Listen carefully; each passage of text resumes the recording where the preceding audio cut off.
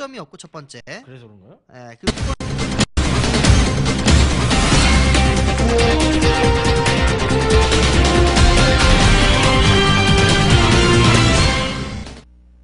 여러분 안녕하십니까? 12월 20일 정오뉴스입니다.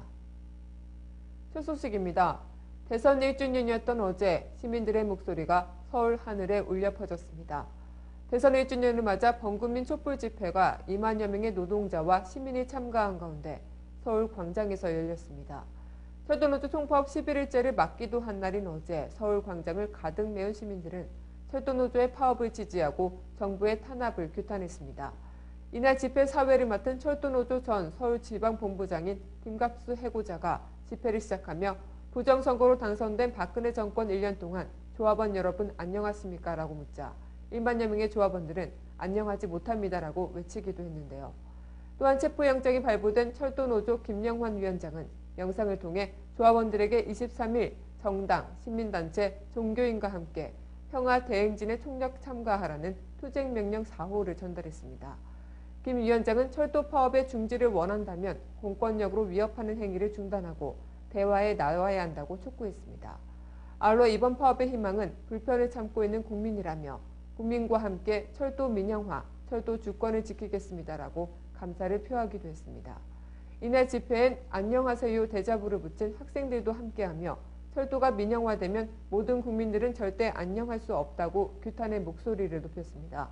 또 민주사회를 위한 변호사 모임, 한국진보연대, 보건인류노조, 천주교 인권위원회 등 각계 시민사회단체, 청년, 종교 등도 함께 참여해 규탄 발언을 이어나갔습니다. 또한 눈발까지 날리는 궂은 날씨에도 불구하고 참가자들은 인터넷 커뮤니티인 화장빨, 소울드레서가 철도노조의 후원은 핫팩을 손에 꼭 쥐고 추위를 버티며 촛불 집회에 함께했습니다. 다음 소식입니다. 사이버사령부의 대선 개입 사건을 수사해온 국방부 조사본부가 결국 사이버심리전단 이모 단장의 개인 일탈 행위로 결론을 내려 논란입니다. 백낙종 국방부 조사본부장은 어제 오전 중간 수사 결과 발표를 통해 이모 단장이 국가안보와 관련된 대응작전 수행 과정에서 직무 범위를 일탈해 정치적 표현도 주저하지 말라는 과도한 지시를 했다고 밝혔습니다. 일단 지시를 통해 조직적으로 요원들이 정치 댓글을 달았다는 것은 시인한 셈인데 이모 단장의 윗선, 즉 김관진 국방장관이나 연재욱 청와대 국방비서관, 옥도경 사이버사령관 등은 개입하지 않았다고 강조했습니다. 이 같은 중간수사 결과 발표는 논란을 오히려 증폭시킬 것으로 보입니다. 일개 상급 군무원에 불과한 사이버심리전단장이 윗선의 지시 없이 수십 명의 요원들을 시켜 정치 댓글을 달게 했다고 결론 내렸기 때문입니다. 또한 이번 조사 결과는 이모 단장의 해명이나 지난 10월 국정감사에서 확인된 군 내부의 진술과 비교해보면 허술하기 짝이 없어 더욱 설득력이 떨어집니다.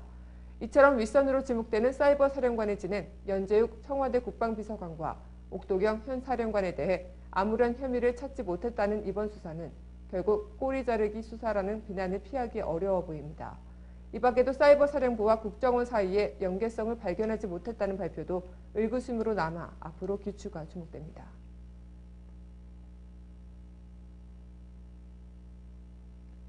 단신입니다. 정부가 어제 북측의 개성공단 국제화를 위한 남북 공동 투자 설명회를 다음 달 말 개최하자고 제안했습니다. 우리 정부의 제의에 북한은 명시적인 의사를 밝히지 않고 계속 협의하기로 하자고 답했다고 통일부 당국자는 전했습니다.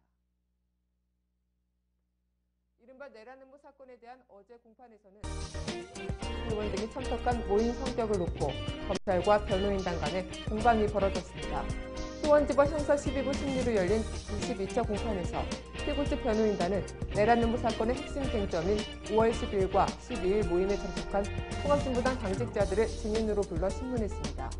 이날 증인으로 나온 진보당 경기도당 소속 당직자 2명은 5월 12일 밤에 열린 모임을 경기도당 차원의 정세 강연회라고 규정했습니다. 지난 2010년 현대자동차 공장을 25일간 점거한 현대차 비정규직 노조에 대해 20억 원을 배상하라는 판결이 나왔습니다.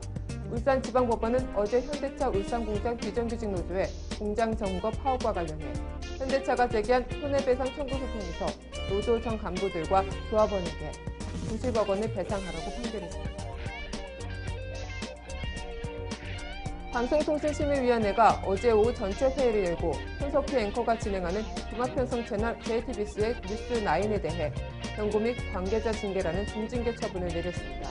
방송심의위는 지난달 5일 뉴스9이 정부의 통합진보당에 대한 정당 해산 심판 청구를 보도하면서 정부의 부정적인 사람들의 의견만 내보냈다는 이유를 들어 징계를 했습니다.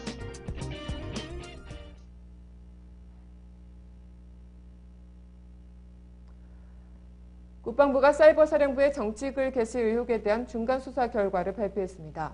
국방부는 군 대선 개입 의혹 사건을 국군 사이버사령부 심리전단장의 과욕이 빚은 우발적 실수로 결론을 내렸습니다. 이는 때리긴 했지만 폭행은 아니며 죽이긴 했지만 살인은 아니라고 우기는 것과 매한가지인데 대선 1년이 지난 현 정권은 아직도 억지를 피우는 것을 원칙 있는 소통이라고 착각하는 것일까 우려스럽습니다.